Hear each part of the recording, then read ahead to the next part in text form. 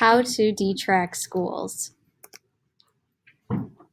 What is tracking? The concept of tracking encompasses multiple different types of academic diversity. It can largely be described as separating students into educational groups based on their abilities and past performances on tests.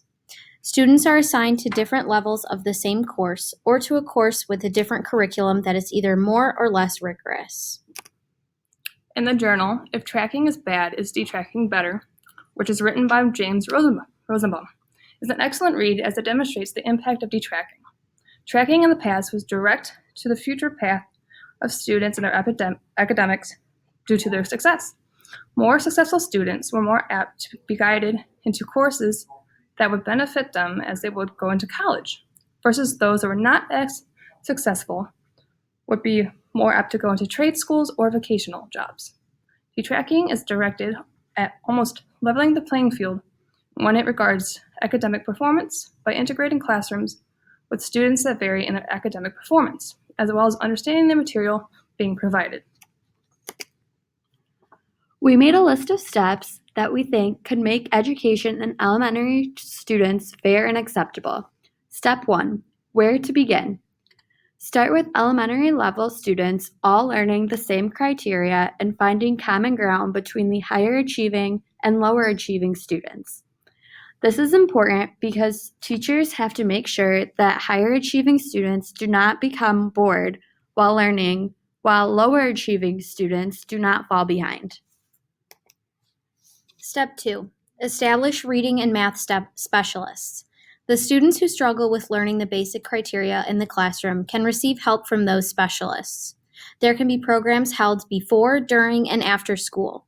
Students not meeting the standards of the academic criteria will have to attend at least one of these programs until they are caught up. Step 3. Eliminate all academic labels. By removing labels on the students, there will be no holding back on an academic success. All students will feel accepted, and a child can learn as a student and not as a label. This will also ensure that teachers will not treat students differently from one another. In order for detracking to be successful, students should be able to feel supported in their academics.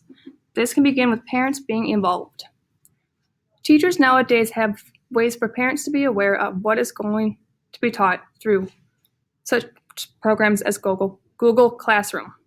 This way, especially if there's access to the internet home, for parents to be able to connect to the same links provided for their children that they can benefit from too, all of which is in the best interest in assisting their child. If a child feels uncertain about the subject matter they are learning in school, they may fall behind and require more assistance than the teacher can provide within the classroom, which can lead to lower self-esteem and behavioral issues.